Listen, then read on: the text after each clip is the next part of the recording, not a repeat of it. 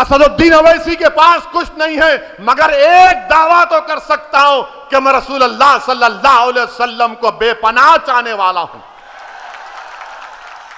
आज दुनिया में मुझे मोहब्बत मिले या ना मिले, मगर उस दिन तो मिलेगी इंशाअल्लाह ताला। अरे मुझ पर इल्जाम लगाने वालों, याद रखो, मैं कोई नेक आदमी नहीं हूं। मैं खुला कह रहा हूं, मैं गुनाहगार हूं, मैं कताकार हूं, मैं सियाकार हूं, और मुझ में क्या क्या कमजोरियां हैं वो मेरा रब जानता है। मगर असदुद्दीन अवैसी को जब मैं 3 अहादीस बार बार पढ़ता हूं अल्लाह के रसूल सल्लल्लाहु अलैहि वसल्लम की, तो मुझे एक उम्मीद नजर आती है। पहली हदीस कि जब रसूल अल्लाह सल्लल्लाहु अलैहि वसल्लम ने फरमाया कि एक महिला थी, गुनाहगार थी, मगर जब उसने रास्ते में एक कुत्ते को देखा जो प्यासा था, वो गुनाहों में लुत्फुत थी, मगर उसने उस कुत्ते को अपने कपड़े पल्लो डालकर अपनी जूती से पानी निकालकर उस कुत्ते की प्यास बुझाई, तो आका सल्लल्लाहु अलैहि वसल्लम ने फरमाया कि वो जन्नत में जाएगी।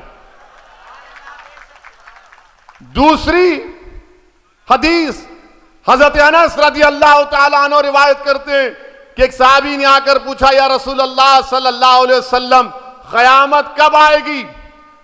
रहमतुल्लाह अलमीन कमली वाले ने पूछा, तूने उसके लिए क्या तैयारी की? तो कहा, ज्यादा आमाल नहीं है, हसनात नहीं है, ज्यादा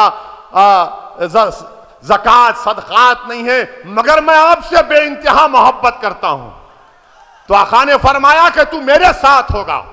असदुद्दीन अवैसी के पास कुछ नहीं है, मगर एक दावा तो कर सकता हूं कि मैं रसूल अल्लाह सल्लल्लाहु अलैहि वसल्लम को बेपनाह चाहने वाला हूं। आज दुनिया में मुझे मोहब्बत मिले या ना मिले, मगर उस दिन तो मिलेगी इंशाअल्लाह ताला। और तीसरी हदीस जो मुझे याद आती है कि अल्लाह के रसूल सल्लल्लाहु अलैहि वसल्लम ने फरमाया कि हशर का मैदान होगा, तुम मुझ पर इल्जाम लगा रहे हो ना, तो तैयार हो जाओ उस दिन के लिए। मेरा ईमान है, मेरा फेथ है, आप ना मानते ना मानो। हशर का मैदान होगा, कमली वाले ने फरमाया कि मेरी उम्मत प्यासी होगी, मैं हौज़े कौसर के पास होऊंगा, मेरी उम्मत के अमाल तोले जाएंगे, कमी होंगी पूरा करूंगा। पुले सिरात पर जिब्रील अमी अपने पर बिछाए बैठे होंगे और मैं अल्लाह से दुआ करूंगा, जैसा कि यहां के काशिक़ रसूल ने कहा कि रजा पुल से वज करते गुजरिए कि है रब्बे सल्लिम सदाए मोहम्मद। और हम तमाम को खुशखबरी दी गई कि तुम्हारे आमाल मुंह पर फेंक दिए जाएंगे, तुम मेरी शिफात से जन्नत में जाओगे। मुझे उस शिफात पर यकीन है। तुम क्या इल्जाम लगाते लगाओ, तुम मेरा जो हाल करते कर दो। अरे जब मैं इस दुनिया में आया हूं तो अल्लाह के हुक्म से आया हूं और जाऊंगा भी तो अल्लाह के हुक्म से। किसी जालिम की हरकत से अगर मेरी बका नहीं है तो यकीनन बका नहीं है, मगर उस जालिम की हरकत की वजह से नहीं, बल्कि रब्बे करीम ने हम तमाम का एक वक्त मुतयन कर दिया है, एक तमाम वक्त मुतयन कर दिया है। और हम पर इल्जाम लगाते हैं। डरो अल्लाह से। सिर्फ इतना ही कहना चाहूंगा तुमसे, तुम्हारे कोई इल्जामात की मुझे फिक्र नहीं है। मैं आपसे शिकायत करने आया हूं, मैं आपसे इल्तिजा करने आया हूं, मैं आपसे अपील करने आया हूं, मैं आपको नेता बनाने आया हूं, मैं आपको कायद बनाने आया हूं। मैं उत्तर प्रदेश में मुसलमानों की लीडरशिप और हिस्सेदारी की लड़ाई लड़ने आया हूं। मैं अपने लिए उत्तर प्रदेश को नहीं आया हूं।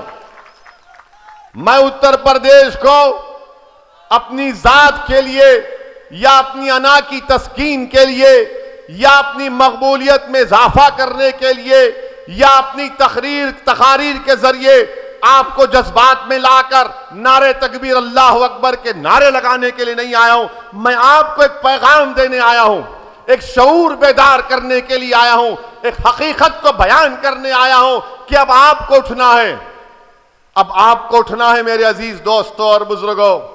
कब तक आप बीजेपी के डर से, कब तक आप सियासी सेकुलरिज्म के इस झूठे वादे के ऊपर आप इन पार्टियों को वोट देते रहेंगे। आज आपको उत्तर प्रदेश में अपनी हिस्सेदारी की लड़ाई लड़ना है, आपको अपने हिस्से को हासिल करना है। अगर आप ऐसे ही इनके इस्तेसाल का शिकार हो जाएंगे, जिसको अंग्रेजी में कहते हैं पॉलिटिकल एक्सप्लॉइटेशन किया जाता है, तो बताइए क्या हासिल होगा फिर।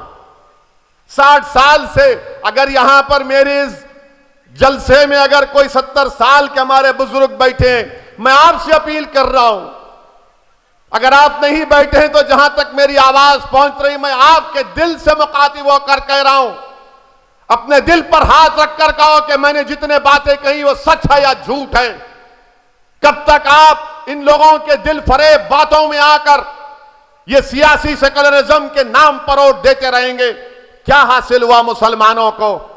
क्या तुमको मालूम उत्तर प्रदेश के मुसलमानों, तुम्हारी गरीबी का आपको मालूम आपकी गरीबी क्या है? उत्तर प्रदेश में 2% भी मुसलमान ऐसे नहीं है जिनके पास 2 एकड़ से ज्यादा जमीन हो। 2% भी नहीं है, 1.70, खाली 1.70% मुसलमानों के पास 2 एकड़ जमीन है। आपके पास तो वो भी नहीं है, मगर आपके दिमाग में डाल दिया गया ये पॉलिटिकल सेकुलरिज्म को वोट डालो। क्या आपको मालूम उत्तर प्रदेश के मां बाप, मुस्लिम मां बाप से कह रहा हूं कि 71% मुसलमान बच्चे या तो अनपढ़ हैं या फिर सिर्फ प्राइमरी जमात तक पढ़े हैं। कौन जिम्मेदार है? मैं जिम्मेदार हूं उसका। मैंने जाकर कहा था कि स्कूल मत खोलो, मैंने जाकर कहा था कि जमीन मत बांटो। बताओ इसका हिसाब कैसा लिया जाएगा? किससे जवाब हासिल करेंगे? उत्तर प्रदेश की जेलों में 28% मुसलमान अंडर ट्रायल हैं।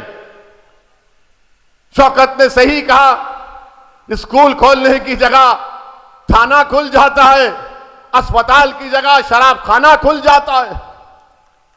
क्यों खुलता है? क्योंकि आपकी सियासी अहमियत नहीं रही। इनको मालूम कि मुसलमान को सिर्फ जज्बात में ला लो। मैं आपको यकीनन जज्बात में लाने के लिए कह रहा हूं, मगर जज्बात का इस्तेमाल ठोस काम के लिए होना चाहिए।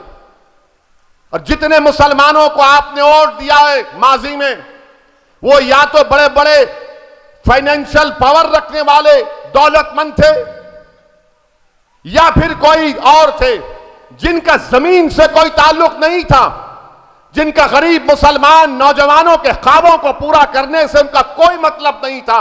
इनको सिर्फ इलेक्शन जीतने से मतलब था। वो ये समझते थे कि हम जीत जाएंगे तो बस काम हो गया। मैं ये कह रहा हूं कि मैं मिटने तैयार हूं, मगर तुमको जीतना है इंशाअल्लाह ताला। हम मिटेंगे एक दिन इंशाअल्लाह ताला। हम सब मिटने के लिए आए, जमीन की ग़िज़ा बनने के लिए आए। कोई यहां पर ज्यादा जिंदा नहीं रहेगा।